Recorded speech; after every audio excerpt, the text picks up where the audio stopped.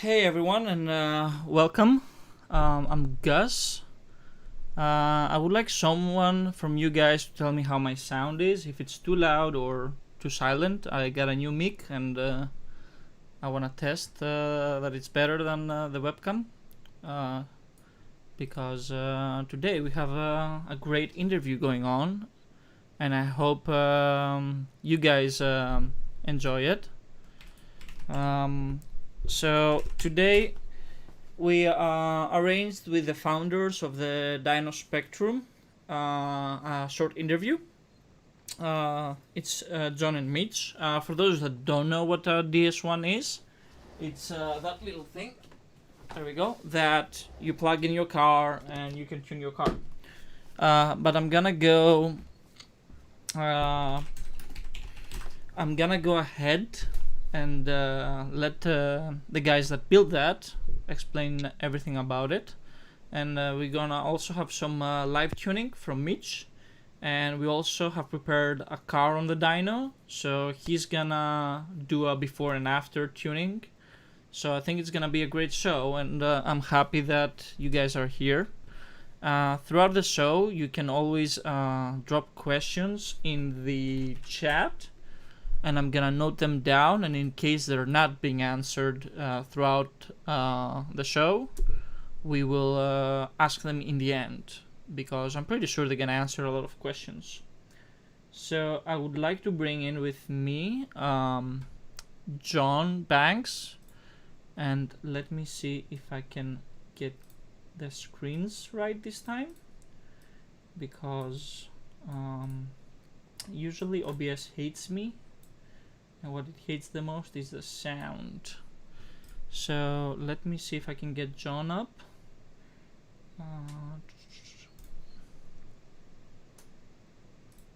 John, can you hear me? John? Yes, I can. Yes, I can. Hello. Hi. Hi. So this is John Banks, and he's the guy who developed DS1. John, tell us a few things about it, and while I configure the sound. Sure. Can everyone hear me okay? Can everyone hear me okay? The chat has a bit of a delay from YouTube, so... Okay. I'm John from Dyno Spectrum. Many of you know me from the forums. Along with Mitch, we developed the DS1. We started developing some of the material that went into it 3.5 years ago, and then we launched at the end of last year to tuners, and then as beta test users in January, and then we came out of beta a month or two ago. We've got a variety of off-the-shelf maps for 4-litre turbo Audis, and lots of other special features, some of which Mitch is going to be talking about and demonstrating today. One of the big things we do, rather than waiting say 5 or 10 minutes to flash a car to change something, we can change it whilst the engine's running, which is really helpful when you're working on a dyno or at the track, or you just want to optimize your car, because you can change things right there while see the results immediately on a really fast data log, makes the experience a lot more like tuning a standalone motorsport ECU rather than an OEM ECU. So Mitch is going to be showing us some of that today on the dyno. We've got a development S6 there on the dyno. It's running on ethanol. And he's got stage 2 on that, which is our off-the-shelf map. He's going to be showing us some changes to ignition timing, so we can see what sort of difference that makes to power and torque, and show you some of the process that used. Okay.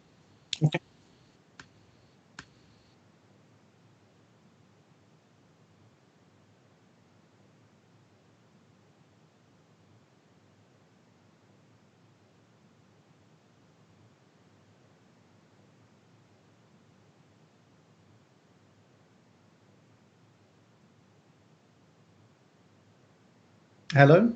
How does that sound?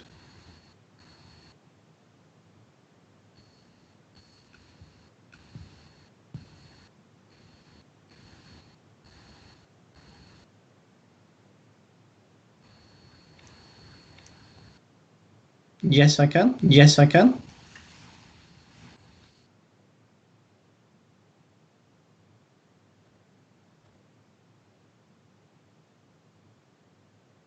Hello, hello, hello, hello. I hope there's no echo. I hope there's no echo.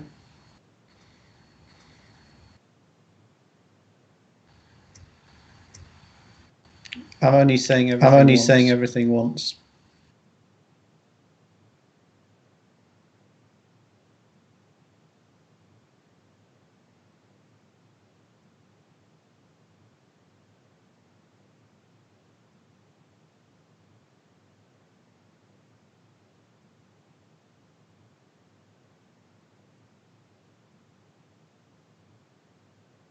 Now I don't hear you. I don't hear you, Goss. I see you're muted. I see you're muted in Skype. I can hear you now. I can hear you now.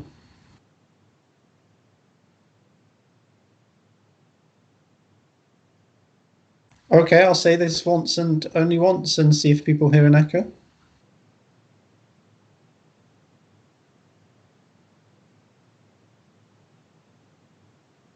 Good. Looks like the guys say no echo.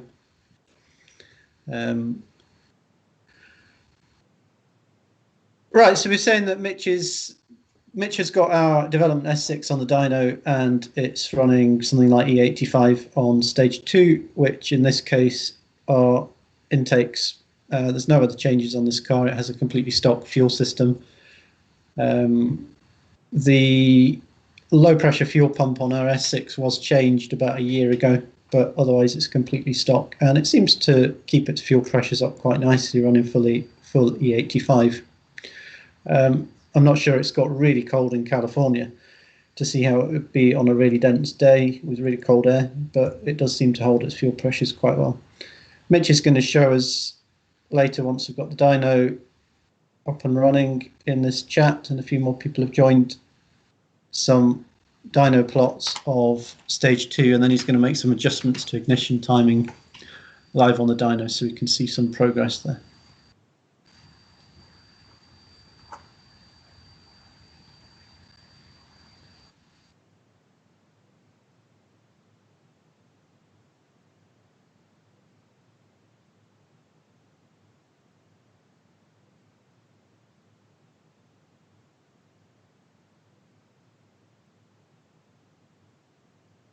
I can hear you all, girls.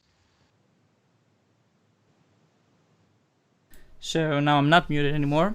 So I guess for you guys now it's going really well, and the average user just, I guess, gets a DS1, he flashes, and he will never go through the process of let's tune my car myself, or let's get involved with tuner RT, or do people like email you and say, hey, I want to get more involved in how to tune my car and I want to like experiment and risk it? So do they get involved? Do they ask you stuff? A proportion of them do. For people on stage 1 and stage 2, they often send us a log and say, does this look all right? And we usually say it does. Sometimes we say your fuel isn't very good, or it looks like you've got a boost leak, or you've got to fix your fuel system, or something like that. The people that run upgraded turbos and lots of ethanol, certainly there's a lot more logs that go back and forth. That system is certainly a lot better now. We're out of beta because we can run E85 pretty well on most things, and the only real problem is if the fuel pumps won't keep up. We have got quite a following now of people that want to fit some quite exciting turbos and go much further, and we are pushing those people to the custom tuners, of which more and more are joining. People that are experienced already at tuning Audis and 4-litre engines, and some tuners that are new to this platform but experienced at tuning. So those sorts of people are going for upgraded actuators, large turbos, upgraded map sensors to read between 3 and 4 bar absolute. And hopefully as their maps get finished, their cooling is good, their fuel systems get right, and some tracks open, we're going to see some better and more interesting times, because we've certainly got the ingredients there, but we've got to push through and see the the final results from that. And that you do free of charge? Is like this service kind of included when you buy the DS1? Or do you think you, like, maybe later in the future it's gonna, because of the workload, which I guess is a lot, if you have everyone coming back with a log or whatnot, you think it's gonna be something you're gonna charge later? I don't anticipate that we're going to be charging for checking logs. We're quite happy to check logs, and normally on stage 1 and 2 they're completely straightforward, and really it's an issue of diagnosing problems on the car, because there's so many stage 1 and 2 cars out there now that we can clearly see if the car's an outlier. It doesn't take long to check logs. We're happy to do that. We want people to learn to check them for themselves and discuss them and understand them, because that's the whole point in having an open platform where there's lots of data for people to review. For more involved stuff where it's obviously custom tuning, we want people to use the really good custom tuners that support the platform. And the cutoff really for that being a necessity is when they go outside the spec of the off-the-shelf maps. But also if they want to do bespoke and custom tuning and really push their system a lot harder. For example, if you have good cooling and plenty of fuel flow, you can push RS7 turbos pretty hard, and harder than we're prepared to in OTS maps. And the reason we're a bit cautious is that we want to have a normal life expectancy of components on the car and do a tune of the style that you would hope the OEM would do, but you don't want to have a really needy car which you're expecting to do excessive amounts of servicing and repairs to. So we're aiming in OTS maps for a smooth, enjoyable car that you can use and not worry about with normal component life expectancy. But a lot of the idea behind this with the real-time tuning and all the features we've added was for people to go a bit nuts and go for the 1,000 horsepower stuff. And there's a few people starting to get more interested in doing that, and certainly some very exciting builds that people are starting to tune now that are looking good. So the ODS maps, you could say now they're like very thoroughly tested by many people, many logs. So when the ODS maps were built, or even today, you still make adjustment to them. It's like, does my S8 will get better as you gather more and more logs and see more situations, or is it like done and that's it?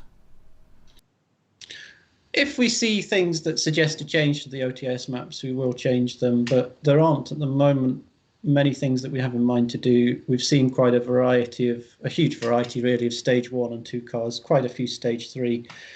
The main things that might need tweaks are between one car and another, and particularly the wastegate duty cycle that's required on stage 3 and 4 cars. And to some degree, stage 2 cars, depending on their intake, could be quite variable. And we've tried to get the ECU to learn as well as it can so that it will hit target boost. But the wastegate duty cycle can sometimes require or benefit from some manual adjustment based on data logs. And that's probably the main thing that we would be interested in getting users to be more skilled at doing themselves.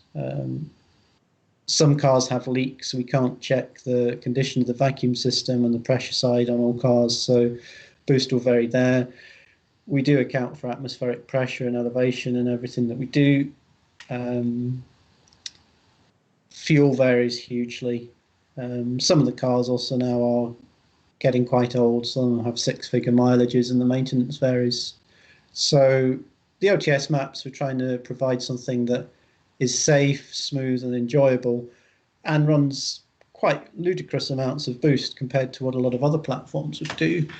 But it isn't always the absolute maximum that you can get out of an individual car, and we can't do that because some people will flash these and they'll just go and drive them and never log them, and they need to be reliable and safe. Yeah, you need a solution that you for the average person that flashes and goes and he has no worries. Of course, that's like, and you have all the safeties of the car enabled as well, as far as we have discussed before. So even if someone like tries to tune and messes with the car, I think the safety will hold him back, right? Mostly, I mean, if people change the wrong table in Tuner Pro themselves, they could damage the engine certainly. But there are a lot of layers of protection in the ECU, nearly all of which we possibly can that we maintain to try and keep all the safety there. So all the knock control is completely standard. A lot of European tuners in particular of these vehicles believe that you have to make the knock control less sensitive to knock to try and cram in more timing to get more power. And to some degree that can work, and cars have been going around doing that for 8 years, 10 years plus, including on the predecessor of this ECU, the MED9. And the question when we came to this platform was, would we turn down the knock control as well? And we decided not to, because we found that when we added race fuel or ethanol, all of that knock went away. And so we were fairly convinced that it was real knock, and that we wanted the ECU to respond to that. And even if we could cram in 2 or 3 degrees more timing and get a little bit more power, we didn't want to, because we were aiming chiefly for reliability. So let me cut you there, because people might not know what knock is. Knock is the pre-ignition of fuel before it enters the chamber. Is that correct? Not quite. Knock is the spontaneous combustion of fuel after the spark plug is fired, and it takes place in a very high pressure and unruly way, which can produce cylinder pressures that are up to 10 times those of normal and make the knocking, pinging sound that you could hear typically on old cars going up hills, but you don't hear in a very well insulated modern Audi cabin. It results from excessive temperatures, incorrect ignition timing, too much boost, oil in your intake, various other things. The knock is detected very well by the ECU, and that's why we let it get on with it and do it. And if we want to run more ignition timing, we have to do things like use better fuel or cool the charger better with better intercooling, adding ethanol, using a correct size turbo. If you run a small turbo too hard, it just blows a lot of hot air, and that produces knock. And what a lot of people don't appreciate is that turbos also on their exhaust side block the exit of exhaust gases from the engine. And if you push the turbos too hard, you just make lots of exhaust manifold pressure, and you make the whole thing into a really hot pressure cooker. So we encourage people to use proper cooling, proper fuel, correct size turbos, safe levels of boost, and safe levels of ignition timing to get their goals, rather than try and push another couple of degrees, another PSI, when it might survive for a while, but if they drive it hard, they will shorten component life. Yeah, you're gonna have issues down the line. I guess we can let Mitch show us about it on the Tuner RT. I think that's what he wants to use. Let me see if I can get the team viewer back online. There it is. Mitch, can you hear me? Let me see. I think he has his microphone muted. Let me. Yeah. Can you hear me? Transition. So we are looking at your screen right now.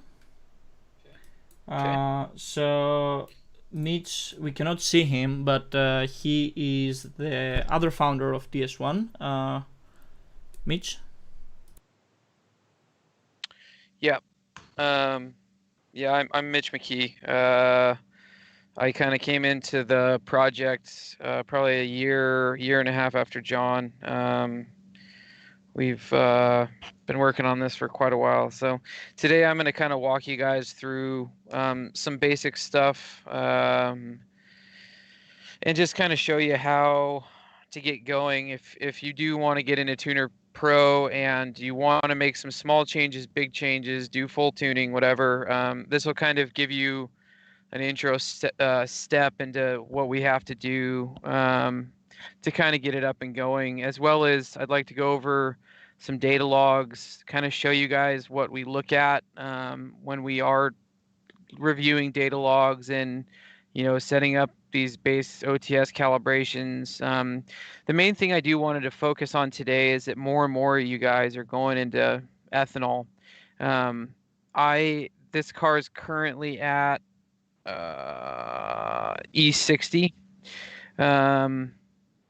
So not quite fully 85, but it's pretty close. What I wanted to do today was just talk about the things that John and I look for typically. If the fuel pressures, knock, lambda, and then I've got here. We actually have a feed of the dyno, so we'll make some changes. I am in the dyno cell right now in the car, so we'll make some changes so that you can kind of see a real world, how this all works. And the other thing we'll kind of, to help showcase this, especially in a more timely manner, is to do it all in with our real-time tuning. Our real-time tuning is something that John developed, and it really is what piqued my interest in trying to work with John on this project. I've been a reverse engineer and calibrator for a long time now, and this to me is really about the most innovative thing that has happened on a modern standard stock ECU that comes with a vehicle.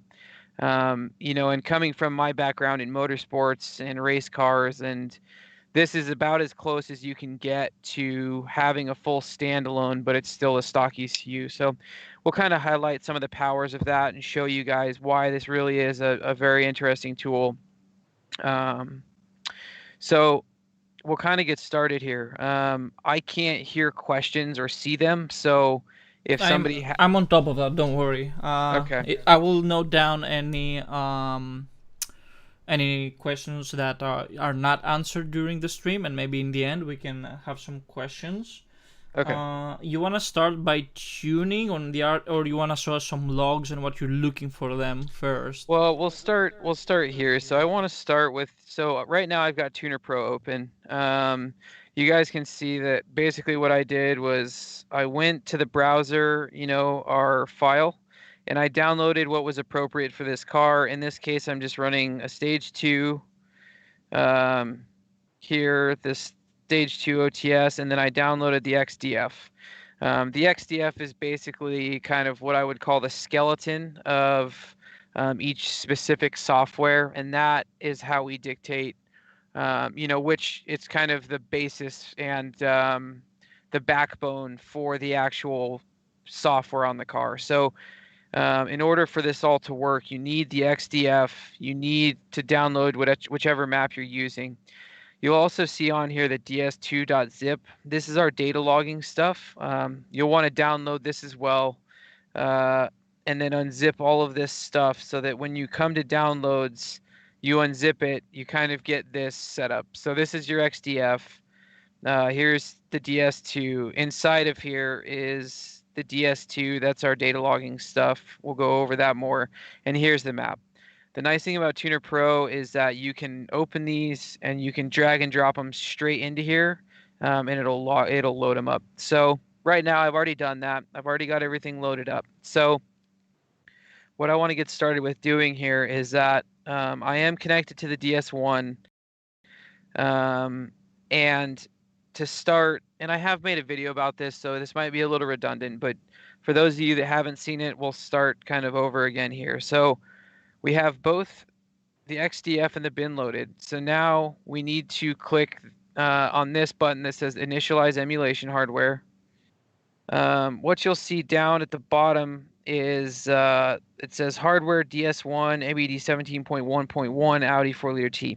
That means that we have an active connection to the DS1, which means that we can start emulation. Before we start emulating, you have to click this Verify Emulator RAM Contents Against Current Bin. What this is doing is this is taking a checksum of what's currently loaded in ROM and what's currently loaded in RAM.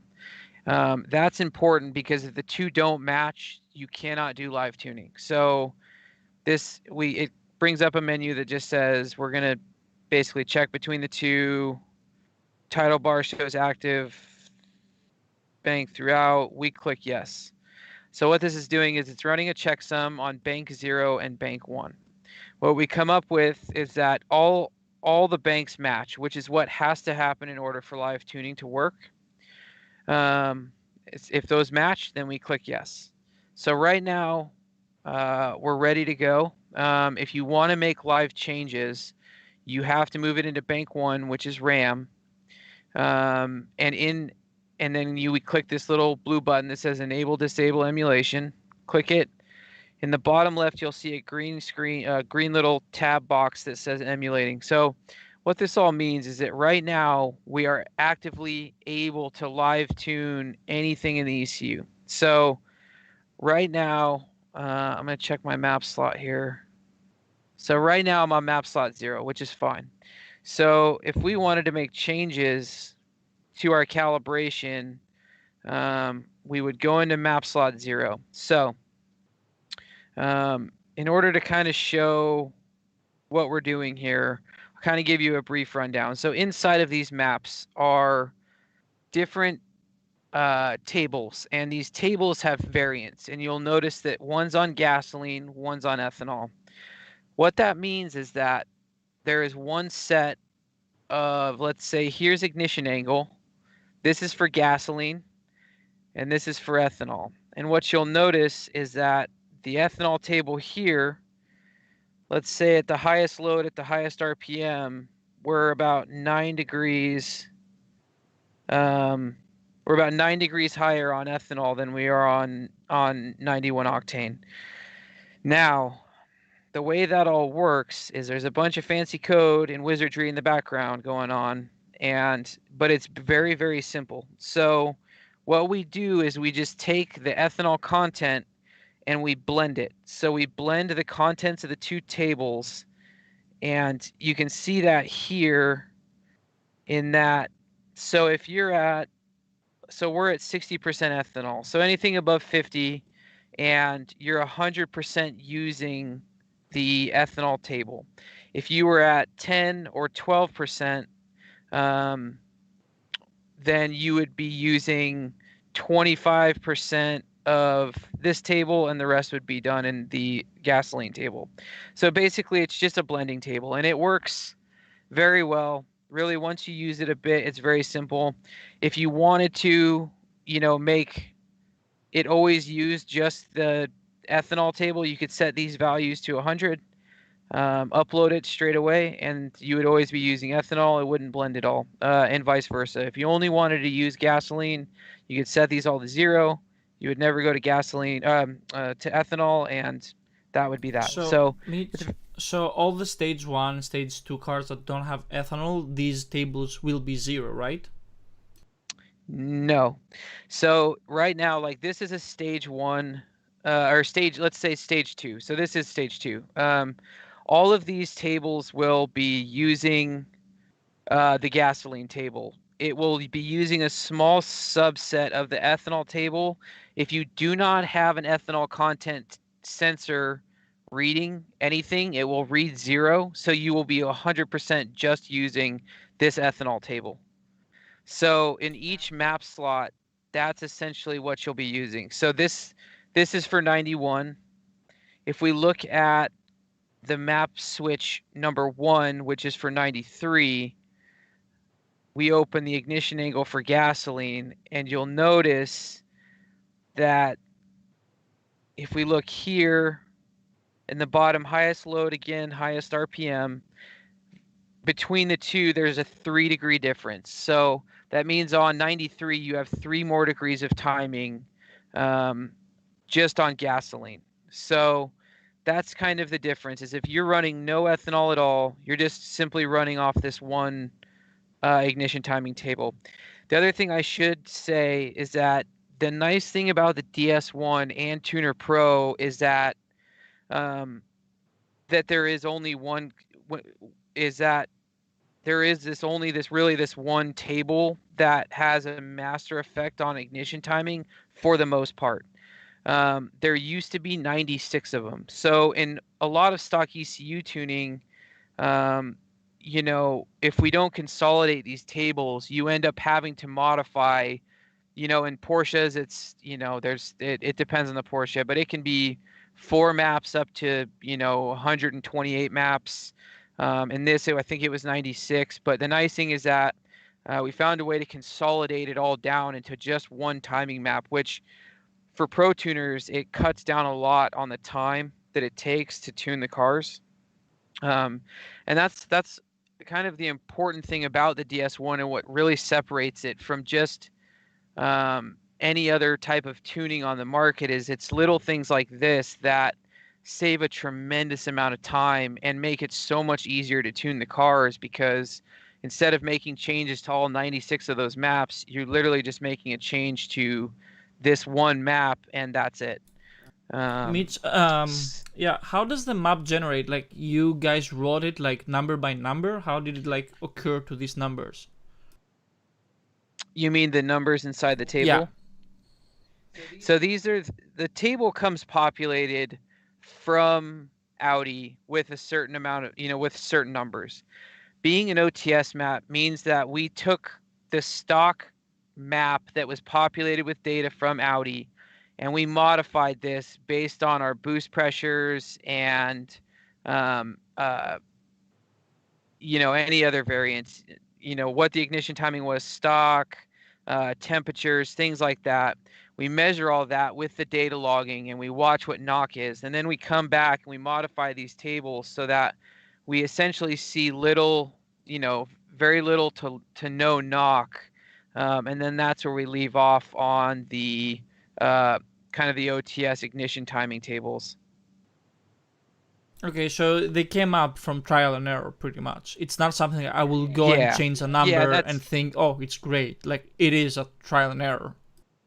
Yeah, you have to, and that's the whole importance of data logging. And that is, again, like kind of another, well, not kind of, it's a huge part of the tuning process, and that you have to constantly be data logging. And that's where I would say a lot of tools and a lot of flashes out there, they're not data logging. If they are data logging, like let's say using a VAGCOM, that the data logging rate is just so slow compared to what we can do. I mean, another really big thing with our tool, obviously, for those that have used it, is that, our data logging speeds are so fast and we can data log so much more. So it's, it's such a powerful thing in that we can gather data so quickly, and it's not just looking at, one ignition timing value. We can look at all 8 ignition timing values. We can also look at all 8 misfire counter thresholds. That's important because we can take those values and say, okay, we're seeing more noise on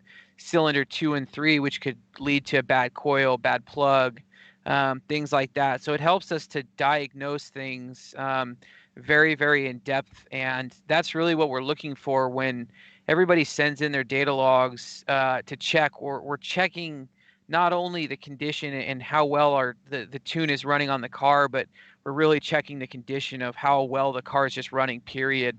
And those data logs help us to really point to, you've got a boost leak, you've got a misfire, you're out of fuel, the log will tell you exactly what's going on, so you can focus on what matters and not lose time guessing and doing trial and error. Correct. Yeah, okay, I got it. Right. So today what we'll do is, kind of just to start off, what I would say we'll do is I did this poll this morning, so we've got kind of a baseline number here of 582 and 720 foot-pounds. What I'm going to do now is I'm going to close this out.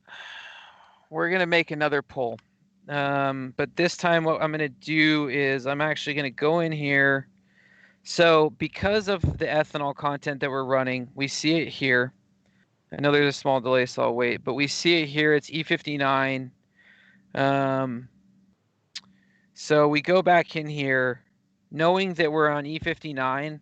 We're making our change to the ethanol map, and we know to do that, that it's solely going to basically be running off these ethanol maps, because again, it goes down to these blends. Because for ignition timing, these are ethanol percentages on the X column. So anything above 50, we're just running 100% in the ethanol map.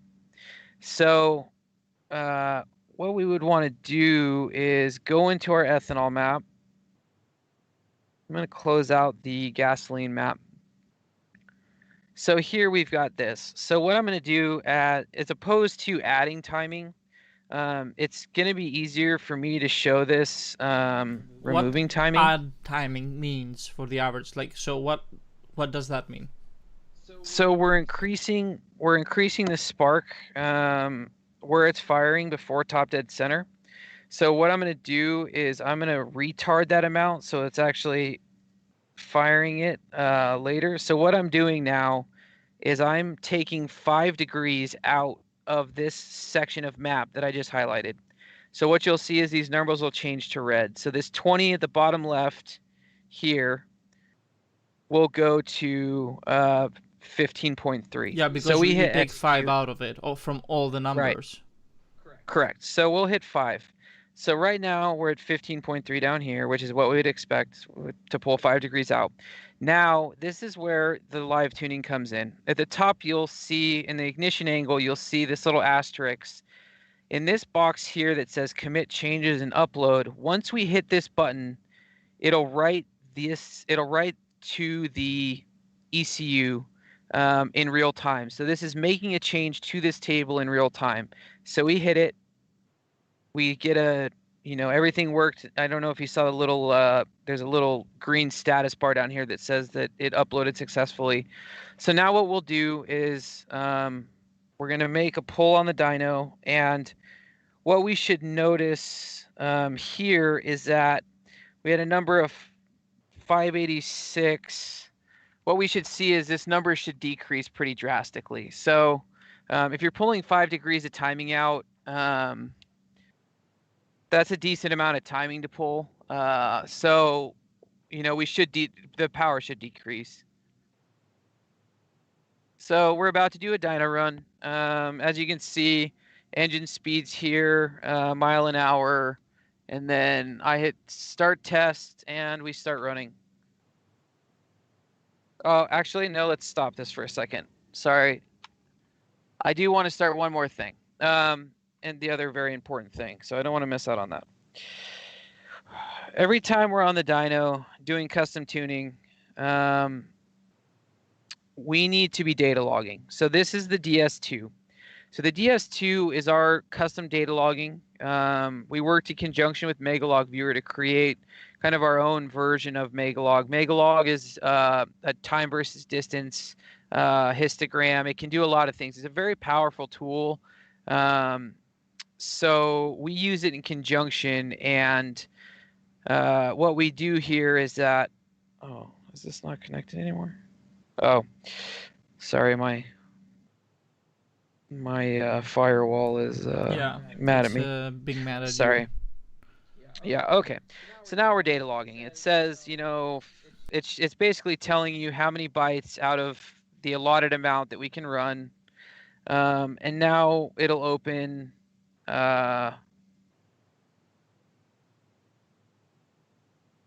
it'll open my DS2 tab. Yeah, I don't know. It might have gone to somewhere.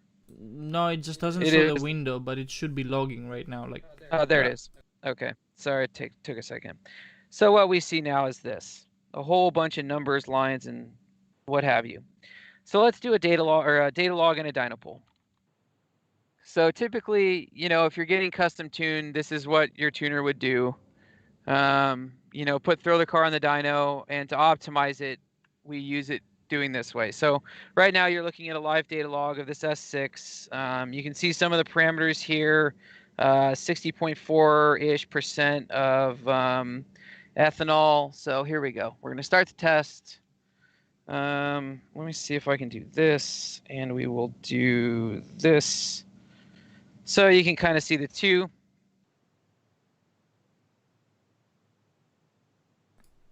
So yeah, let's go.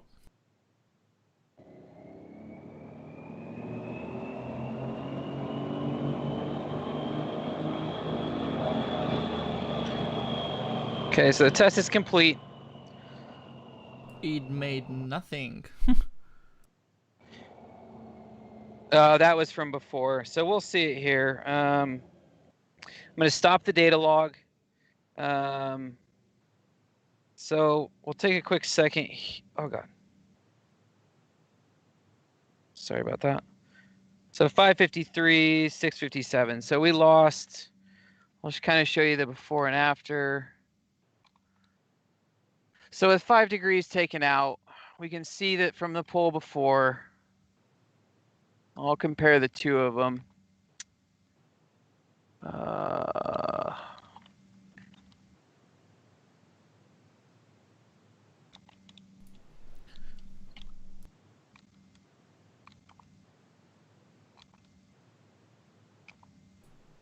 I love your subfolders.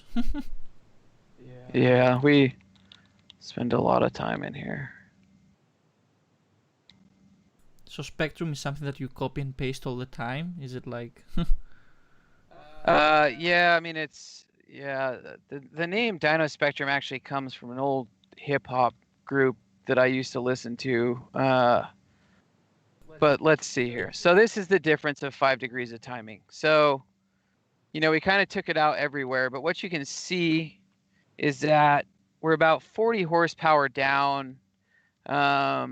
Really, you can see the difference in these two graphs. And the big thing is that, you know, here at, like, let's say 42, let's call it 4250. We were at 540 when we started. Now we're at about 500. So we lost about 40 horsepower there. Realistically, we lost 683 to 640. We really lost about 40 wheel horsepower everywhere. And so that kind of shows you the difference of ignition timing. Now that we kind of see how much power we lost, let's go back to the data log and we'll kind of check out and see what we're looking at here. So explain to us a bit what are we looking for on the logs? Sure. How did you set up these graphs? Because you have 4 graphs, right. And why did you choose those? Like, why did you choose engine speed, absolute pressure, ignition 1, and stuff like that? Right. Okay, I'll go through each one of these. So engine speed obviously is important because engine speed is giving you the frame of reference of where the car's at in time.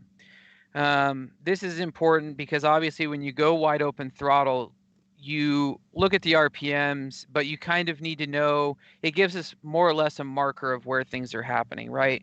So, you know, like if you guys write in and you say, I've got a stumble at 4,500, you know, we immediately go to 4,500 in the log and we say, okay, what's happening at 4,500? So this pressure intake manifold absolute, that's your boost pressure.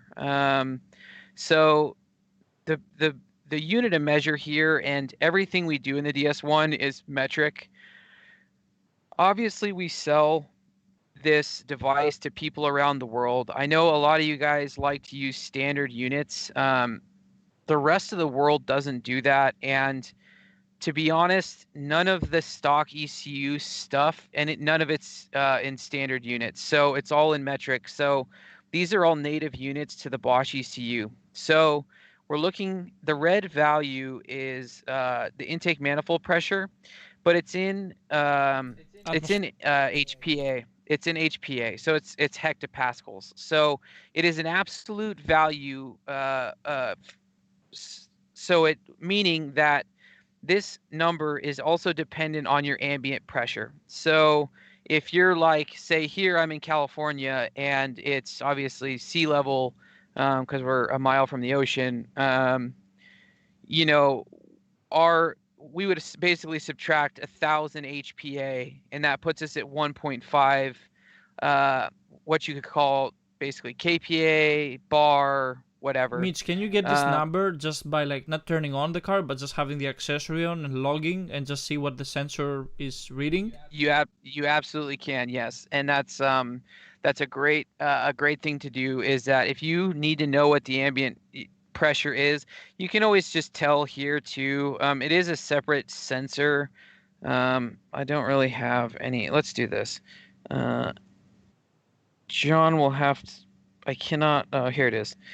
Ambient pressure. So here you can see this. So if you wanted to make what we call a gauge or a relative boost pressure, which is more what people are used to seeing. They're used to seeing, you know, 1.5 bar or, you know, like 21 or 22 psi.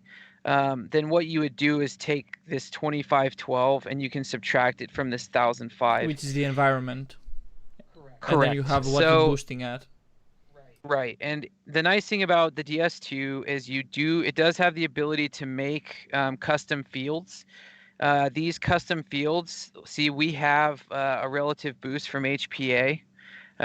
So we can take this value and it can essentially make math channels for you so that you don't have to go through and do the math at every step. You can have the program do it for you, which is really nice. It's one of the reasons why we use this program. It really is very strong. As far as the data analytics goes, it's very, very powerful. I'm going to move on from Boost, and if we have more questions about Boost, we can talk about that more. But I'm using Ignition 1. This is Ignition in Cylinder 1. So this is this green value that's kind of bouncing around. You can see it comes up to 16. Now, if we go back and we look at the value, we're up. So what we're doing is we're checking this. This top X value is what we call relative load. Relative load is basically a calculated value that the ECU uses based off some environmental variables. Cam timing has a small effect on it, and it outputs this value that is called relative load. And load is just basically how much air is the car moving. It's a value that the car uses to scale for a lot of things and a lot of tables. Ignition timing uses it. There's a slew of other things that use it. Things like lambda, pretty much a lot of things use this value. So it's very important. So what we would do is now that you've got a data log, it's kind of nice because we can go through here and say, you actually want the car to achieve what you put on the table, right? You want to see the same number pretty much. Well, we use it as kind of a marker. We do want it to kind of be close to what we're targeting. But what we can do is let's say the car was knocking right here. It's at 6,300. We're at 180 load. Okay, so what we would do is, we need to pull timing back out of the car. Because it's knocking here. It's not knocking, and we know that because here are all the knock sensor thresholds. Because it's on ethanol, we typically don't see a lot of knock. Let me see if it knocked. Yeah, it didn't knock at all. We also did pull 5 degrees of timing out of it. Typically, when you decrease timing, you're always going to get, not always, typically when you decrease timing, you're lessening the chance of the car knocking. So with the 5 degrees out plus ethanol, we're not going to see any knock. But let's say just for demonstration's sake, let's go to 6,000. So here at 6,000, we're at 186 relative load. So what you would want, we're at 185 relative load, 6,000. Okay, we come back in here. So at 6,000. What we get is this value. So this would essentially be where the car is running, if that makes sense. So you always get into the table with a load. You don't go with the RPM. You go into the table with a load. We do it with both.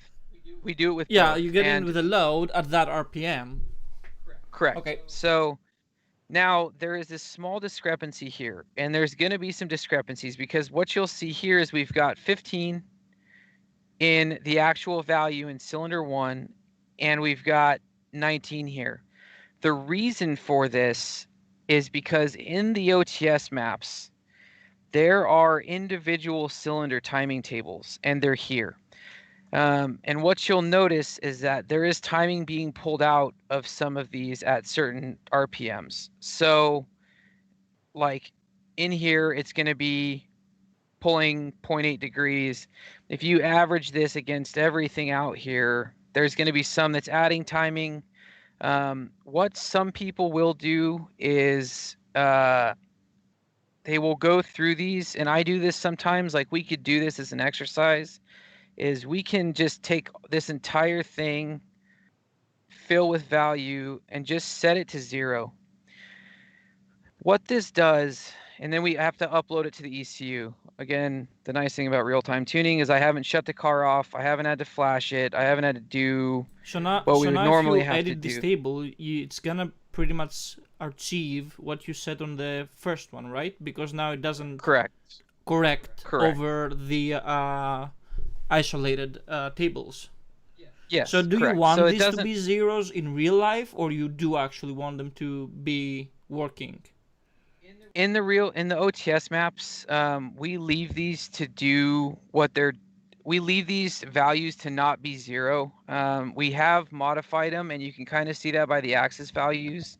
They do get modified, and the reason for that is they do help to kind of quell knock in certain cylinders. And what can happen is that what you'll find on a lot of cars is that that some cylinders, and this happens in a lot of pretty much every car, is that some cars will have more knock in certain cylinders, they'll have less knock in certain cylinders. Some of that is dependent on some variables like where the knock sensor is located. Is one cylinder getting more airflow? Is one cylinder getting more fuel? So it can kind of cause deviations. The nice thing about being able to see timing in each cylinder and make changes to timing in each cylinder is that you can really fine tune the way that the car is running. So if you notice that one of your cylinders is always knocking a bit more, you can just isolate that by just editing one of these tables and pulling timer from one cylinder instead of from all of them, just because one knocks. Exactly. Yes, that's exactly correct. So so basically what we've done is we've set all these to 0. I'm going to double check them. I'm hitting this button so that it uploads them to the ECU. So all these tables are being saved directly to the ECU. So even if you would close the program now, it has written them. Like the changes will be there. No. So that's the thing, is if you're making a bunch of changes, it's good to get if you're making a bunch of changes live, it's good to get in the habit of going up here and saying file save bin as, and then just doing something like revision 1, revision 2, or whatever. Right, like V1, and we'll do that for now. So now we've got V1 saved, because essentially what we're doing is we're modifying things in RAM. Because we're modifying things in RAM, they get reset with power. There are certain parameters in RAM that we do modify that don't get reset with power.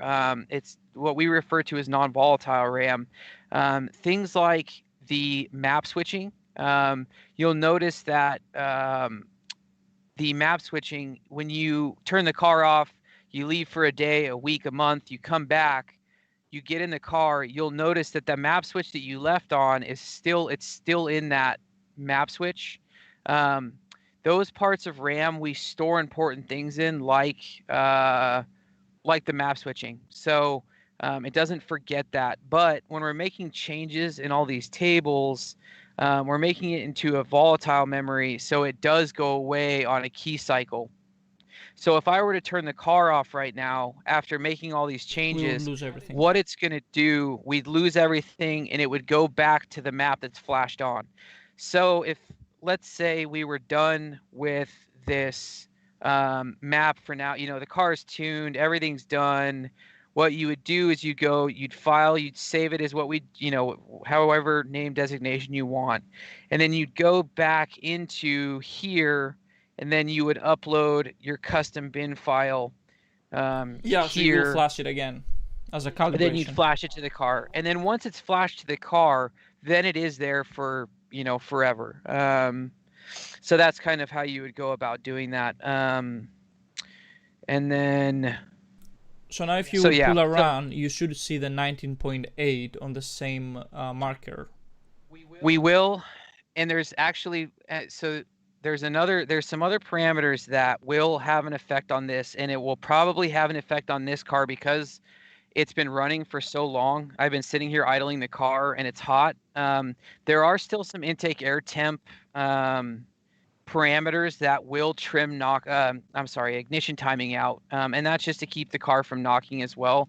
But right now we can run it, and we'll just compare the data logs. Let me pull up the data logging. So the other thing with the DS2, that data log is saved here. Once we run these logs, or you run these logs on the street, these are the logs that you are sending to us, are these .csv files. So right now we'll run the DS2 again. You'll see it opens up. Over what temperature of yacht the ECU will start pulling timing?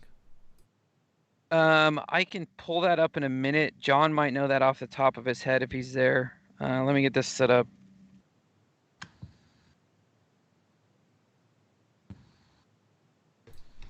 Yeah, the pulling of timing is gradual. I think there's a flat zone between about 45 and 55 Celsius, but below 45 it will actually add timing, and over 55 it will retard timing. So it's actually a fairly gradual thing over 100-degree range. There's a folder called knock prevention, which has some tables in there. And about a month or two ago, we started altering this a little bit because we found that when we ran a lot of ethanol, the timing was being pulled too much at high air temperatures, but the ethanol was producing a really good cooling in the cylinders.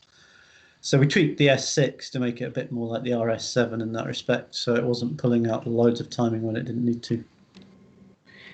The other thing you'll notice here is that in this purple, the purple one at the top that's running is 65 degrees C. So that's another big problem with these cars, is that they heat soak very badly, especially on the dyno. If I sit here and let it idle, the temps get really high. So 66 degrees is really, really hot. So we're going to do a poll, but what we should expect during this poll is that the car still has the 5 degrees retarded. We should get closer to our target of 19, but there's still going to be some trim, most likely due to this temperature. So we'll take a look and see. So here we go.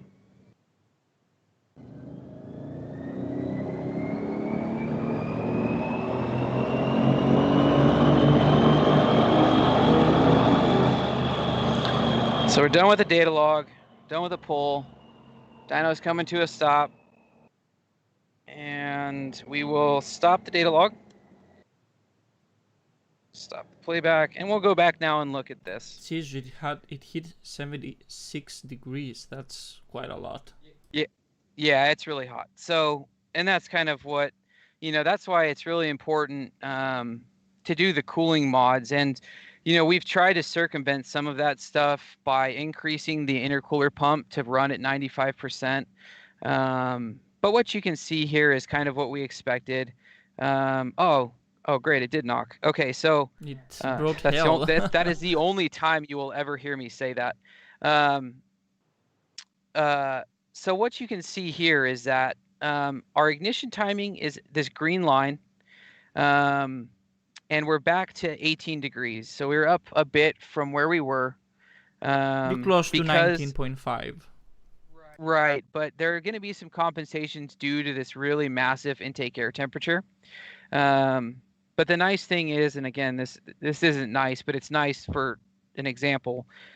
We're showing some knock. So what does it tell us? Like, what does that mean? That it means that it's too much tuned. You need to go back down, or what does this? So what we would say in this situation is that so the amount, you can see it here. It's in this second row, and you see these knock number 1, number 2, number 3. That is per cylinder, and this is how much ignition timing the cylinder is pulling out. So if we look at the color, we can see that cylinder 7 and cylinder 5 and cylinder 7. 1, 2, 3, 4, 5. Oh, I've not got 6 in here, but it's okay. 6 will live. What 5 we've got is we've got right. So we've got 2 cylinders that are knocking, or showing some signs of knock. The reason for this most likely is not because of anything other than a high intake air temperature.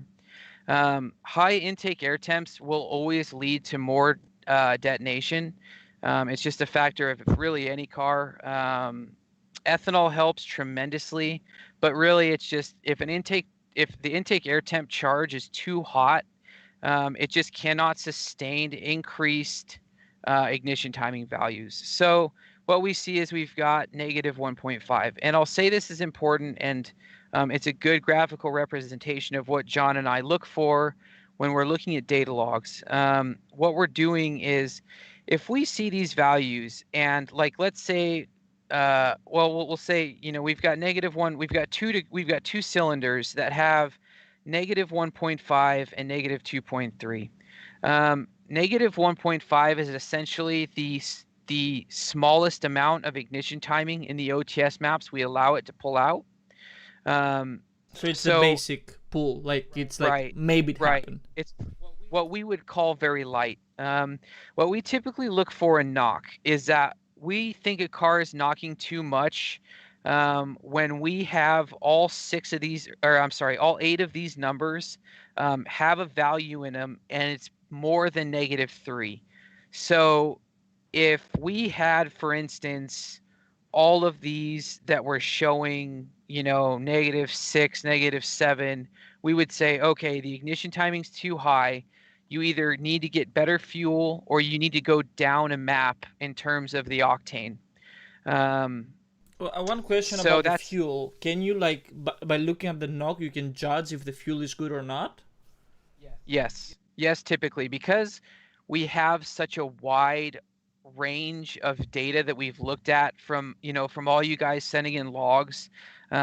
We have a good idea of what a safe timing curve is, and we validated that over so much time that we can kind of say, oh, you're on 93, but your 93 looks like it's not very good.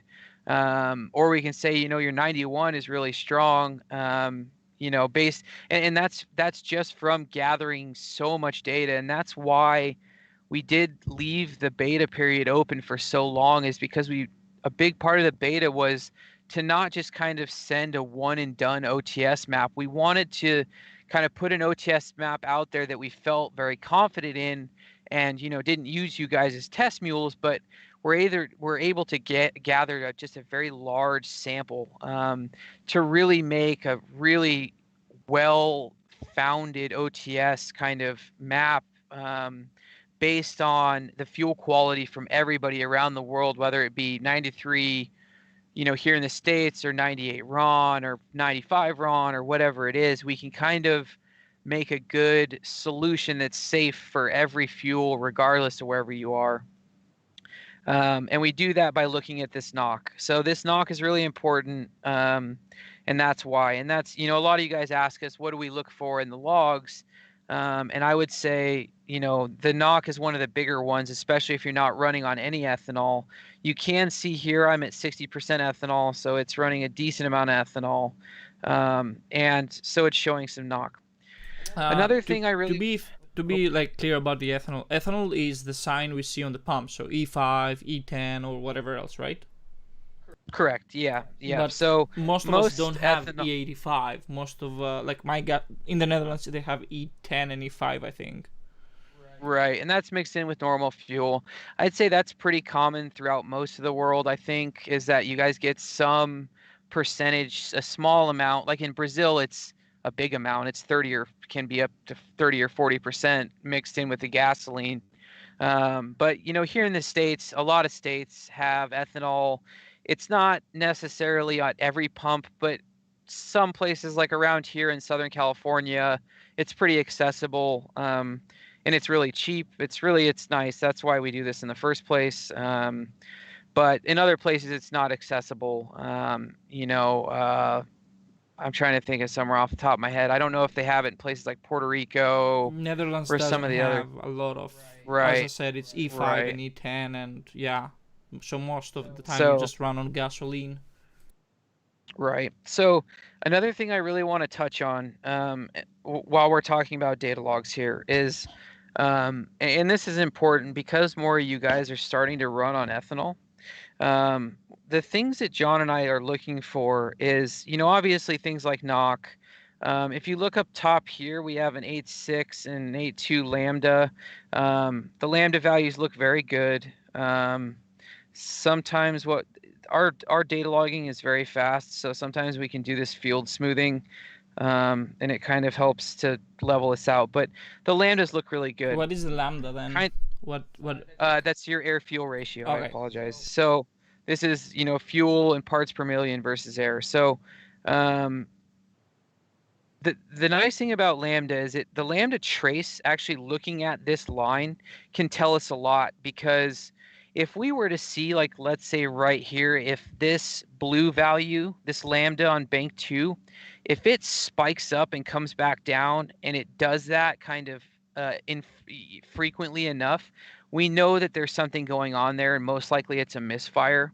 That's something we do look for.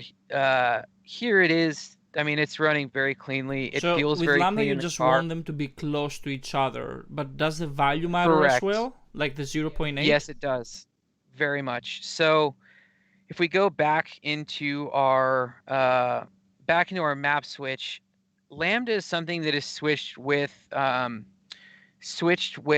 gasoline and ethanol, and it's important in all cars, because how much, you know, how rich or lean, you know, you might have heard the term before, how rich or lean you are can cause engine damage. So a lot of times if you're running too lean, that's when it's basically when you don't have enough fuel. The car can cause engine damage just from heat. The combination of too much heat, too much pressure, that's when you start to melt things. Being too rich can also be bad, because it's too much fuel. It hurts not only fuel economy, it can cause some other issues. You always want to have it balanced, right? You want to be in the middle of rich and lean. Right. Yeah, and we also use the knock control to kind of dictate that value as well, because what you find is that you can use fuel as a way to cool a cylinder charge, which will decrease detonation, and that finding that balance really helps to kind of make for better power. So an example of that is, like, right now we're really targeting around probably 8.5. We can look in the table and see. If we go to lambda,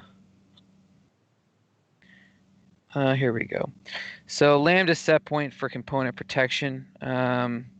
So we're targeting about 0.86. We're not too far off that. Again, there's some compensations that come in for this, but plus it bounces around quite a bit. But if we take an average of all this, our lambda actual is about 0.84. Again, we are running on the hot side, so yeah, it's 76 degrees, so it is goddamn warm. Yeah. So what you'd also find is, like, if we look at this, you know, while 8.6 is on the leaner side, if we look at the gasoline side, especially on 91, you'll notice we're targeting 0.82. So we're targeting a richer air fuel, and that's because we want that extra fuel to help cool the cylinder charge, so we can try and get as much ignition timing as we can without the car running, you know, too much fuel. And that's kind of the balance. That's why data logging is important, is we're looking at, you know, where the lambda is versus where the knock is. You know, if we were running this on pump gas and we had a ton of knock correction where all these values are showing negative numbers, we would say, okay, well, perhaps we want to go in and add a bit more fuel to it, or do we want to take some timing out, or, you know, maybe we need to run less boost. And that's kind of the thing about tuning, is it's not, every tuner kind of has a different way of doing it. There's not one, I wouldn't say there's one right way to doing it. The thing I always tell people, you know, I've taught a lot of tuning seminars and different ECUs, and I've done a lot of Porsche stuff, so I've flown around the world teaching GTR stuff and Porsche stuff and all kinds of things. What I typically tell people, and it resonates for every car, is that the car will always tell you what it wants, and so you have to listen to that. You know, a car has enough sensors, it has enough logic, it can tell you what it likes and what it doesn't like, and it does that by doing things like oh, I'm knocking a lot, you know, I've got misfires, I've got this or that. That's the car telling you, hey, something's wrong, you know, and then you use this data to go through and say, okay, it helps us to isolate and say, okay, well, what's happening, you know, and that's why it's super important. So had we had a bunch more knock, you know, we might start by saying, okay, we need to take this value, and we need to make this 0.84 and see if that makes the knock go away. If it does, then you could leave it there and say, okay, we're making good power, we're holding good timing, you know, we could leave it there. Or if it's still knocking, you could try and take a little timing out of it. And it's kind of just a mix and match. You know, it's everybody's got a different style. Some people like to run as much ignition timing as possible and less boost. Some people like to run a lot of boost, less timing. They kind of have their air fuel meet somewhere in the middle there. I will say also, the lambda stuff, air fuel ratio stuff, it was always kind of, at least when I was growing up starting to tune cars, it was like, you know, you need to run an air fuel ratio of this, you know, lambda 0.78, you know, on a port injected car. It has to be, you know, for an Evo 8, it has to be this value. What we've kind of found and what's been proven through the years is that the lambda value can actually move by a decent amount. And I would say maybe a half, like a, you know, between, like, if you're at 7.8, it could probably go down to 7.5 to 8.1, and there can be no loss. A lot of there's no loss and there's no gain. So it's really more of kind of feeling out what works best for the car, and that kind of goes back to that same thing. The car will tell you what it wants, and you just have to be paying attention to it. And that's kind of the key to a lot of this, is that, you know, we don't go through, and if the car is knocking a whole bunch, I wouldn't necessarily say it's a great idea to go into the knock and control thresholds, raise it so it doesn't necessarily register the knock, because unless you've got like a built motor or you're on race fuel and you're convinced that, you know, it shouldn't be knocking, you know, the car that's a is different scenario kind of saying, from the everyday right, car. correct. I think that, and that people ask is also like about the pops and bangs, and if it has to do with the lambda as well, because it's a much like asked thing. Yeah, so the pops and bangs is kind of a different thing. Essentially what the pops and bangs does is it retards ignition timing so that you're firing you're firing the D-cell really, really late. And the reason we don't do pops and bangs in maps, and I don't like it personally as an engine calibrator, is it actually can be quite damaging. And it's not necessarily something that's damaging over the short term, depending on how aggressive it is, but it is something that can be relatively damaging over the long term. In the Audi, especially the 4 liters, with them having some turbo problems anyways, the pops and bangs can cause some issues because you are firing it in basically inside the exhaust manifold. It can cause premature failure on things, especially if you've got cats. It is horrible for cats. Yeah, you're burning the cats. It can cause a lot of turbo damage. It can cause head damage if it's enough. I mean, it's kind of pick and choose, but it can cause damage, and that's kind of the reason why like a lot of calibrators really don't like to do it, is because it can cause some premature failure. But the RS6 and RS7 didn't have pops and bangs from Audi? They do. Porsches have a small amount of it, but it's very light, and it's just something that I don't know. You know, let's say an RS6 is released today. It's really hard for them to say how much damage that's going to cause over 100,000 mile span, and is that adding to any premature failure like turbos, because they're, you know, they might test an engine on an engine dyno before release for, let's say, 100,000 miles or something on a test bench on an engine dyno, but they're not testing the pops and bangs and, you know, constantly over and over and over and over and over and over. They just want to sell the car and make it look like, right. Look at this, of course. Right. So it's kind of one of those things where more manufacturers are adding a little bit of it, and there is, I would say, a marginal amount that you can get away with that sounds good. You know, like the S6, our Test X6 S6 that I'm sitting in right now has, you know, the pops and bangs in sport. It's real mild, but it's when you really start to decrease timing. You know, we've got guys that in these cars, other cars that are running -30, -40 degrees of timing. And that's just a tremendous amount of stress and heat that it puts on that system. So that's kind of why we just don't, understandably, of like course, to promote it. So, you know, kind of you heard John talk earlier about our whole philosophy is that, you know, we set out to make calibrations that aren't that are more OEM style. They're not pushing the absolute limit of what a car can do. They're made to be reliable, but while also making good power, safe power, and leaving all those safeties in place. So pops and bangs kind of goes against that as far as I'm concerned. So that's kind of why we didn't add them. We give you the ability to do it in here, but it's kind of the reason why. So another question that I heard people asking is about the fans of the car. If you can adjust the fans, I guess that can be done with a table that says fan 1 min gasoline 0. Yep. So you can adjust your you adjust only the percentage of how much plus you want. Yeah, so you could do it based on the gasoline and the ethanol. Like right now I could do it. I'm not gonna do it because I've got a fan in front of me that you guys cannot see, but it's worth more than the dyno is. It's a 60 horsepower fan. Yeah, but why is it based on different maps and not on the temperature that the car is running? Like, on ethanol the car would run cooler anyhow, right? Yeah, so this is actually more for if people would like to do this, like if you're sitting in a staging lane. So this code has been changed and put into the map slots.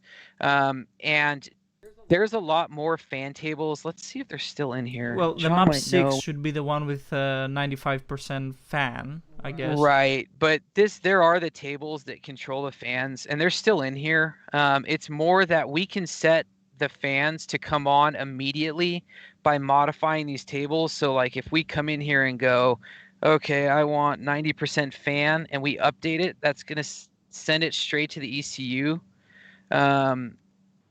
And so now the fans are running full blast. You can't see them. Yeah, but they're running around 90% for sure. Right. Yeah. Right. So it does. It helps like when you're going to stage, like if you're drag racing or sitting on the dyno like I am now, and you don't have fans like we do sitting in here, then it's good because it does help to cool the car down. It does pull a lot of current, so it can take you wouldn't want to do this while sitting with the cars just not running because I mean you'd kill the battery pretty quickly. How comes in on the dyno mode you didn't enable it to go like crazy with it?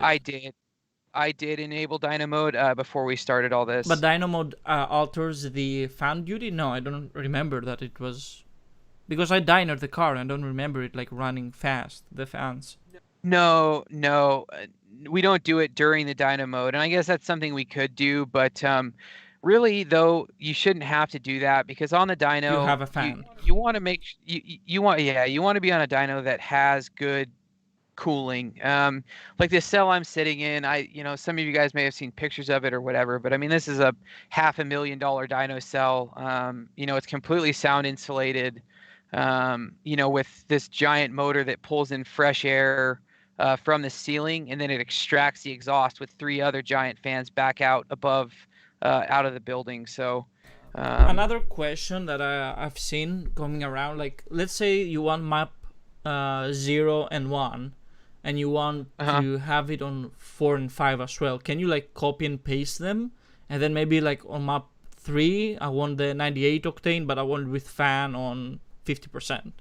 Couldn't you like copy and paste it? You can do whatever you want. I mean, that's the nice thing about Tuner Pro is that, or just the DS1 in general, is like if you want, I mean, if you want map switch 0 to be a valet mode, you can.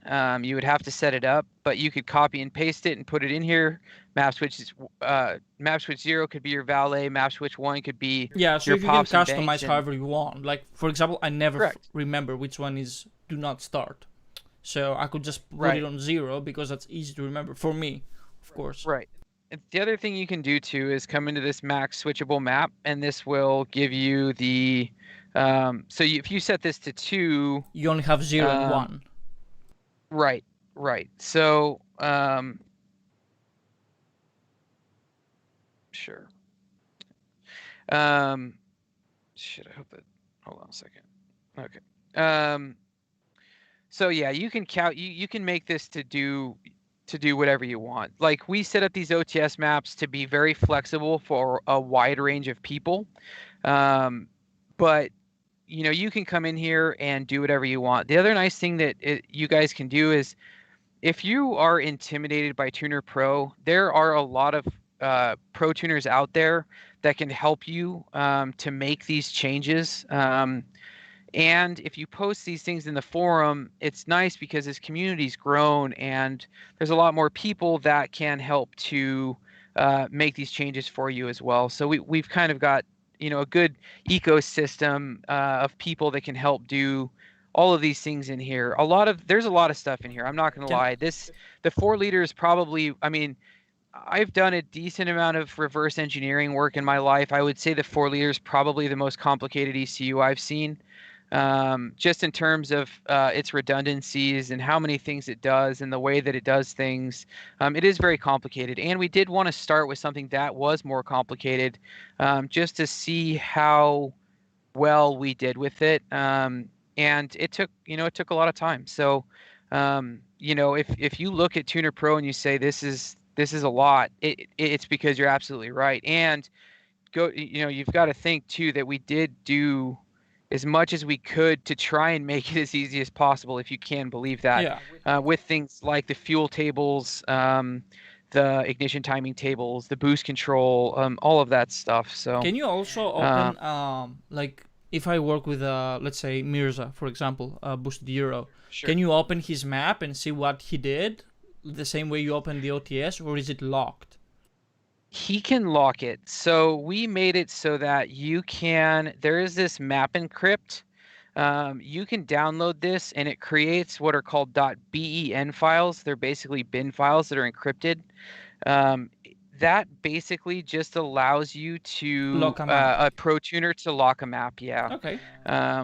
So it's great because there's a lot of stuff in here. There's a lot of IP that guys like Mirza and Venci and Roman and John McDonald and all these guys, Kyle, that have they've spent a lot of time in here, and they don't necessarily want you to just be able to open it. The IP is their IP, of course. Right. So I'm running out of battery, so I want to focus on something else real quick. I'll put a charger on it, but what I wanted to show you guys and talk about is a couple of the main things here. I want to talk about the flex fuel and the fuel systems, because a lot of you guys are upgrading to high pressure fuel systems, low pressure fuel systems. Silly Rabbit makes a lot of great stuff that's really helped to kind of push a lot of this stuff forward. Honestly, it's the low pressure systems and everything. So what we look for, so this car has been running E85 for a long time, over a year now. I did have to replace one fuel pump and fuel filter. I put some really bad E85 that came out of an old Porsche, and it killed the fuel system almost instantly, which, don't do that. And but what we want to do is we look at these things. You'll see over here on the left, this HPF is for high pressure fuel. LPF is for low pressure fuel. The low pressure fuel is what's feeding the high pressure fuel. So it's important that both of these kind of work. And what we'll look at here is we'll start with the low pressure. This ACT is actual. The TGT is target. So if we look at the actual, is this kind of pinkish color. And we're looking at that against the target. We want those two values to follow pretty closely. And what we see here going through is that the target is actually a little bit lower than what the actual is doing. But you will start to see that this is starting to fall a little bit. This is what I would say is within a considerable range of acceptance. It's about 40 kPa off. That is what I would consider acceptable. Some of you guys, when you send in these logs, the low pressure fuel will drop like 100, 200 kPa. When it's doing that, that is what we consider to be unacceptable. And that's when we say, hey, you need to upgrade your low pressure fuel system. This car right now really doesn't need that yet. You know, if I wanted to make more power, did turbos and that kind of thing, then we could go ahead and do that. But for right now, I really don't need to. What I will say is this, though. If we look at the high pressure, we're targeting, typically in our OTS maps for ethanol, we target about 13.5 megapascals. This is where you can kind of see where I probably could use a high pressure fuel pump upgrade like the Autotech or the Lobas. What you see here is that I have a target of a target of 13.5. Let me see if I can pull that up. HPF. So you want the target that you said to be reached by the actual. Right. So here we see the 13.5, and I'm only running 12.2 and 12.8 bank to bank. So this purple line that's going up is my high pressure fuel deviation. Because this is about 1.5 megapascals, I would consider that enough to say, like, you know, if I was going to keep running this car constantly on ethanol, I would say it's probably a good idea to do the high pressure fuel pumps. Because this does trend up and kind of come back down, it's kind of acceptable, but still, like, it's my own car and I don't drive this every day. But this is on the high top. So this is on the high 6K pressures. RPM. Right. So if this was a log, like a customer, like one of you guys sent this in and you're like, you know, how does my log look? And this is what I was looking at. I would say it looks pretty good, but I would probably recommend a high pressure fuel pump upgrade. And that's just to keep it so that you do have all the fuel all the time, because you wouldn't want this to get any worse. Part of the problem with this too is that when you get increased temperatures in the car as a whole, the fuel temperature will increase. Anytime fuel temperature increases, you're always going to lose fuel flow. So the cooler the fuel, the cooler it flows, the more it flows, I mean. And that's just kind of how it goes. So on the low pressure side, it's not helping that it's probably hot.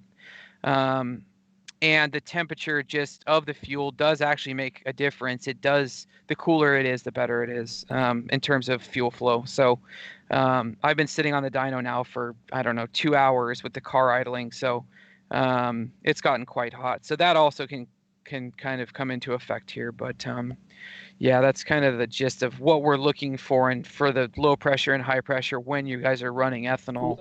So I hope that makes sense. Usually they run around 7. Like I have the fish control on my car, so I can see all the time what's going on. The fuel runs about 70 degrees.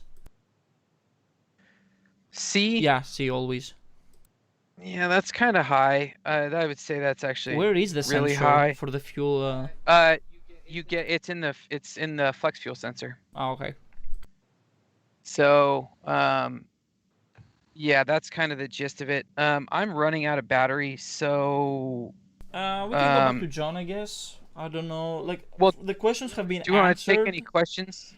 Okay. Most of what people have asked. Of course, thank you very much for doing this, and it was great. Like, to get a glimpse of what's going on, and maybe pop back onto the charger. I can go pop it on the charger and get out of the car, and we can talk about this stuff some more. Or... Yeah, for sure. Let me see if I can get back to John. John, are you with us? Hello. Yes, I am. I also noticed, Gossi, coming up to your 90-minute YouTube limit. Yeah, we are like 129. I think that's its limit, but it still runs. It's maybe they changed it to 2 hours, because now it says it goes a bit against 2 hours, so I guess we can go on. Worst case, it's gonna split into 2.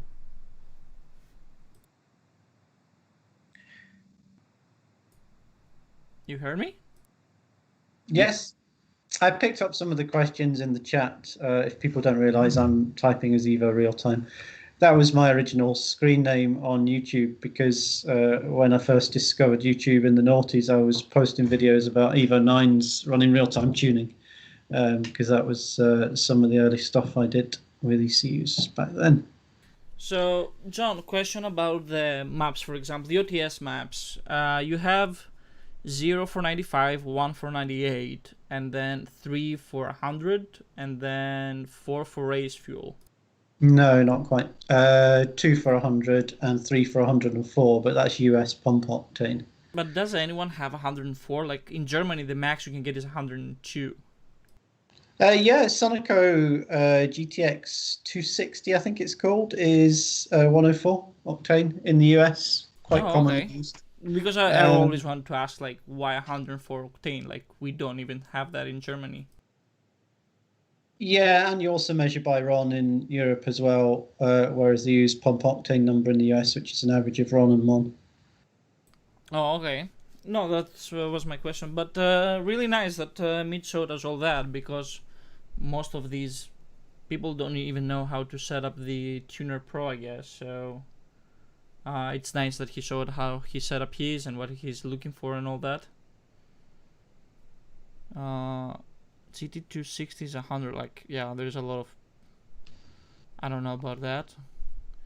But so, for example, if someone goes and puts 100 octane on his car, would only knock be...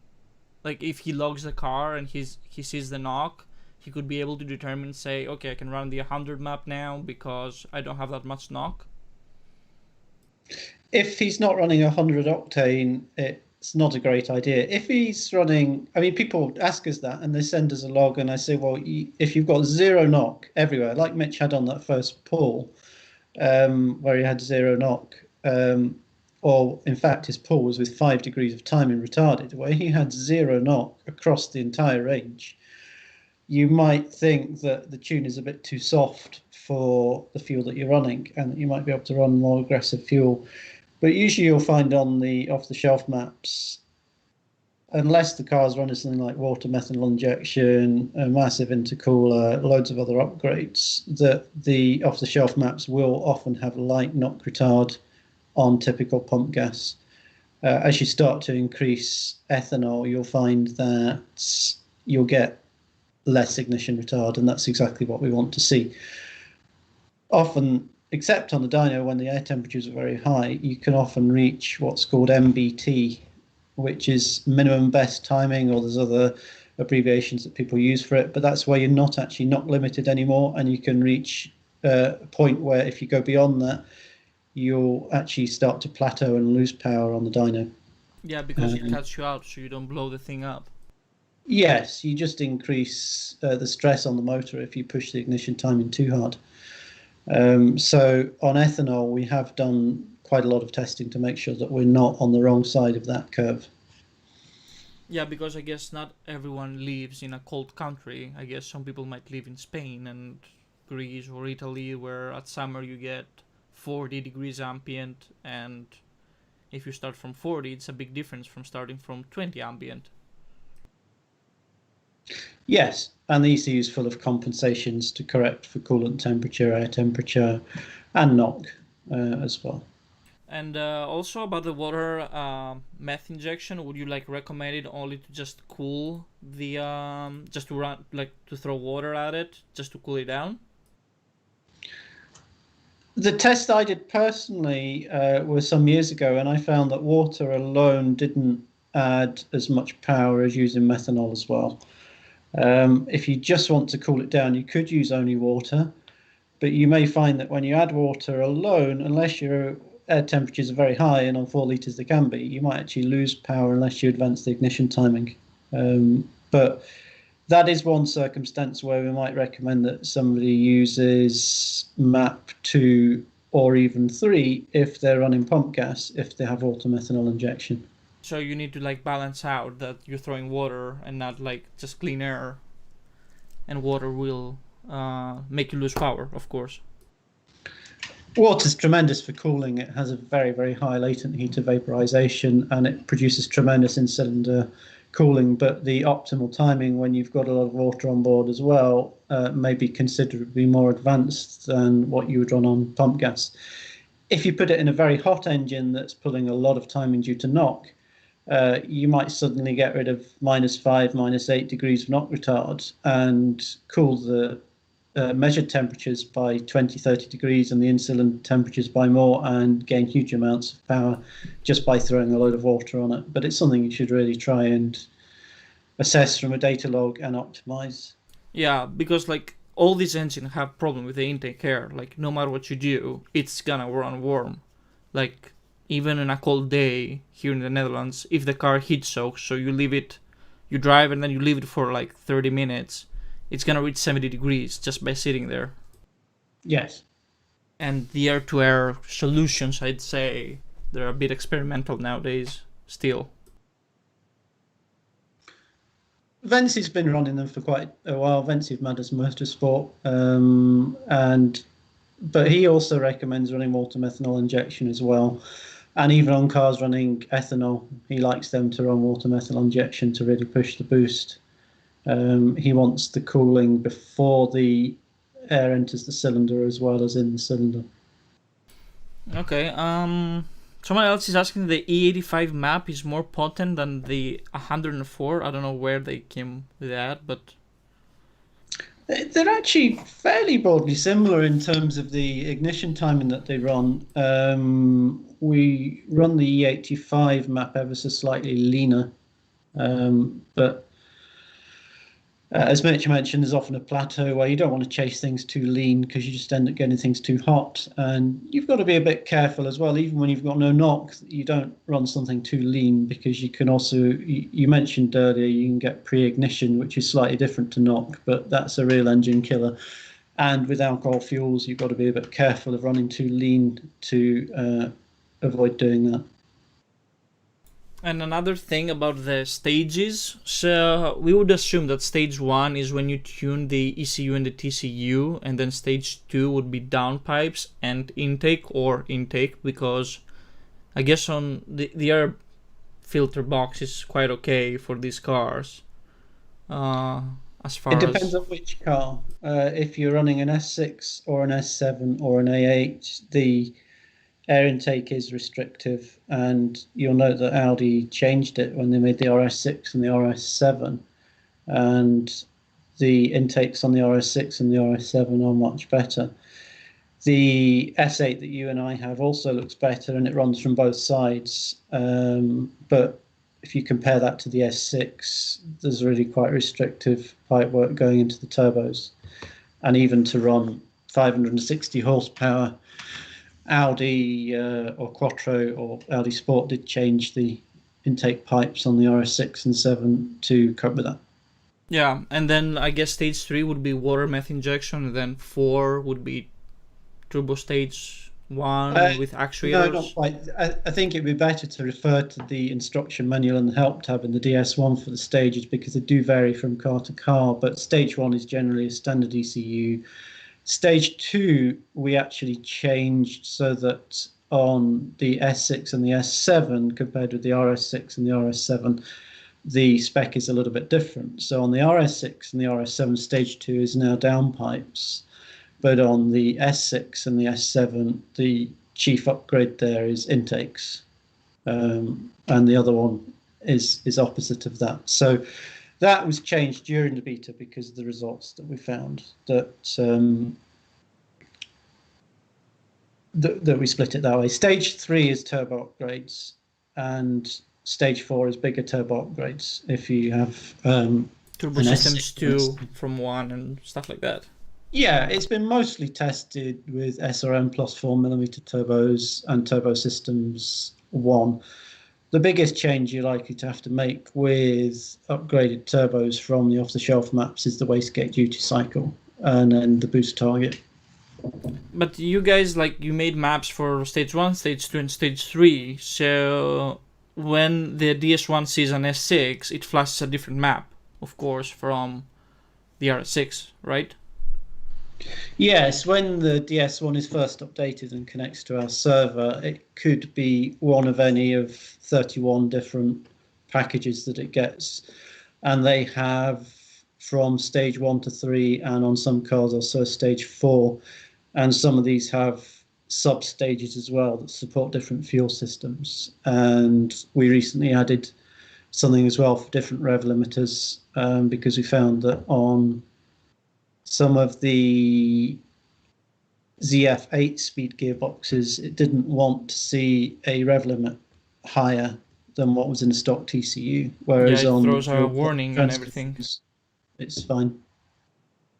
Yeah, and about the TCU, I asked you before we started this, but like, the DS1 could potentially flash TCUs as well. It's just something that you guys didn't work on it or didn't choose to go that path, but it could potentially flash a transmission as well.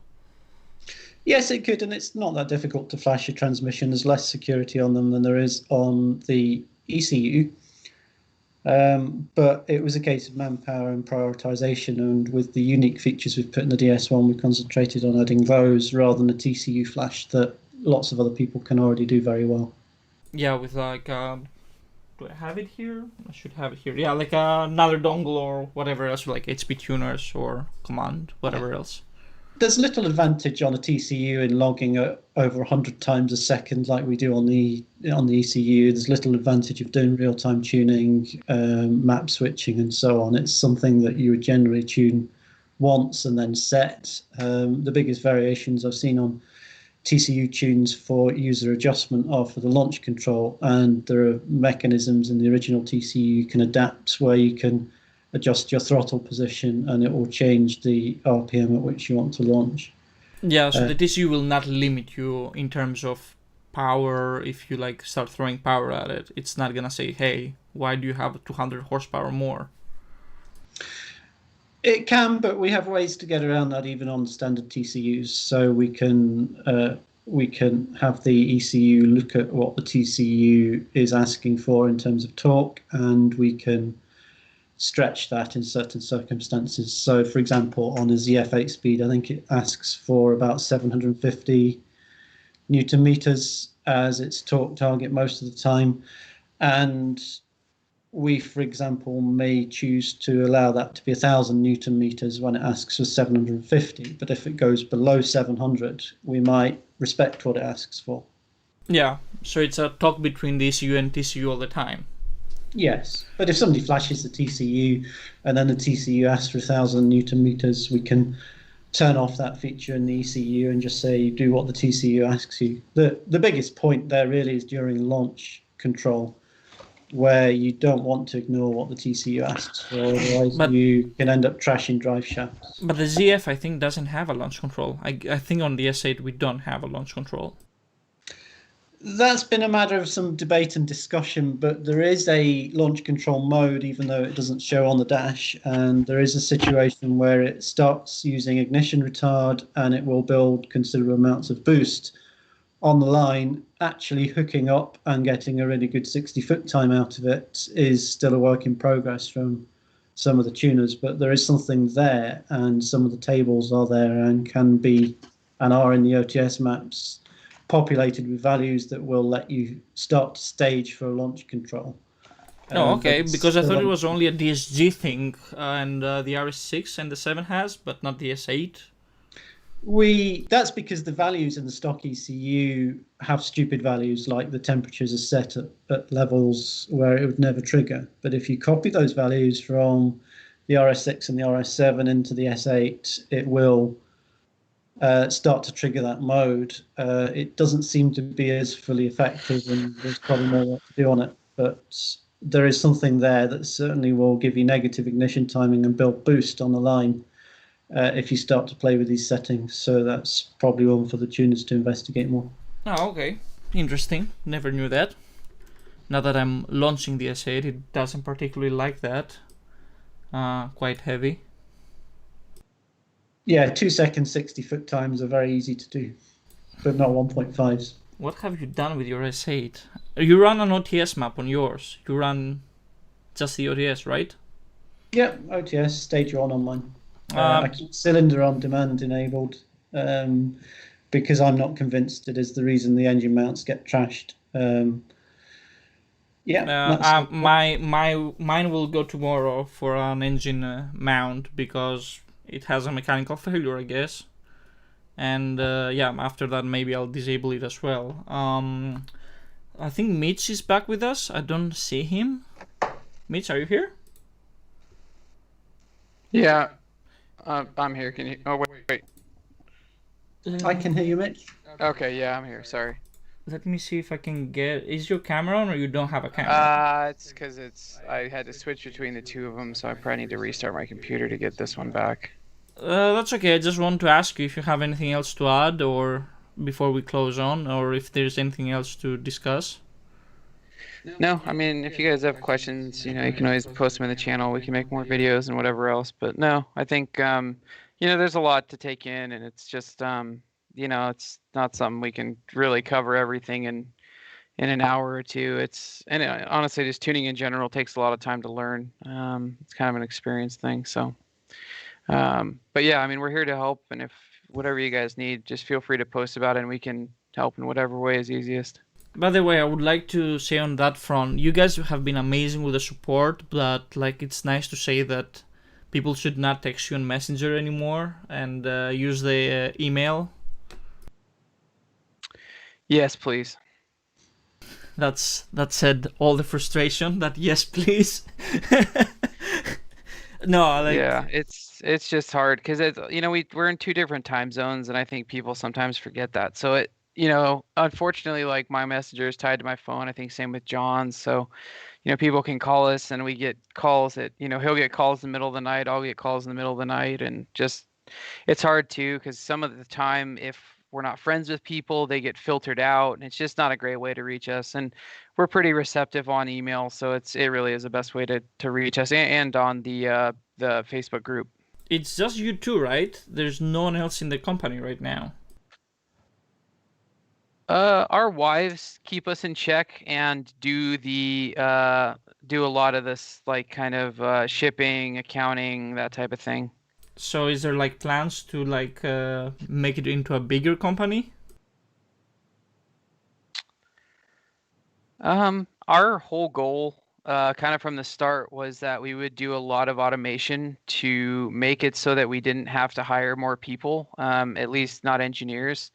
I would imagine eventually we'll probably have to get some sort of support staff, but for now, I mean, the whole goal has just been to run the company really pretty lean, and I think we've done a pretty good job of that. But I think with growth, there will have to be some additional help in one way or another, and probably in support. Yeah, because it's getting bigger and bigger, I guess, over time, more and more customers. Right. Okay, well, I don't have any other questions. I think we answered what people asked on the live chat. If you guys want to add something, John? There's some very quick ones I'll just cover. Somebody asked, does it matter that water method injection makes the IAT read lower? No, I don't think it does. I think it's probably helpful. It advances a bit of timing, and it all works out quite well. We don't see anything funny on data logs from that. Can I run wastegate duty direct control on lower stages 1 and 2? Yes, you can. And if you want to know that you're going to get 100% wastegate duty cycle in a certain area of the rev range, it's probably the easiest way to see what you're doing. Are stock wastegates fine enough on stage 2, or can they wear out over time? Can we log the wastegates and see if they hold target?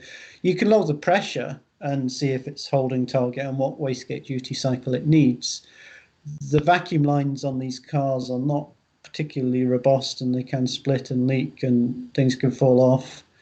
But generally, the stock wastegates are pretty good for the S6 turbos, and you can make plenty of boost on those. Triggering AMAX, I would ask one of the TCU tuners about that. At what E percentage does the blending start to make a difference? I think at the moment we do it right from E0. So between E0 and E50 we adjust timing, but there's blending curves of boost, timing and fueling. So you can look at the off-the-shelf maps in the map switches, and you can see what goes on with the blending there. Awesome. Thank you very much, John and Mitch, for this. I think it was quite fun, and we thought, what? Yeah, okay. Mitch, if you can still hear us? Yep. Thank you very much, and Yeah, of course. it was awesome that you went on Sunday on the shop and set up this for us. Yeah, no problem. I was happy to. John, also, thank you very much for taking time on a Sunday. And I guess with this we can close. Thank you all for watching. I hope this video in the future can be used for people to like learn and maybe ask less questions and take some workload off. And maybe, yeah, we'll probably do something like that again, depending on the questions. Thank you everyone who joined on the live chat as well and asked questions. I think at some point we have like 25 people, if that counter is correct. Have a good night, everyone, and thank you so much.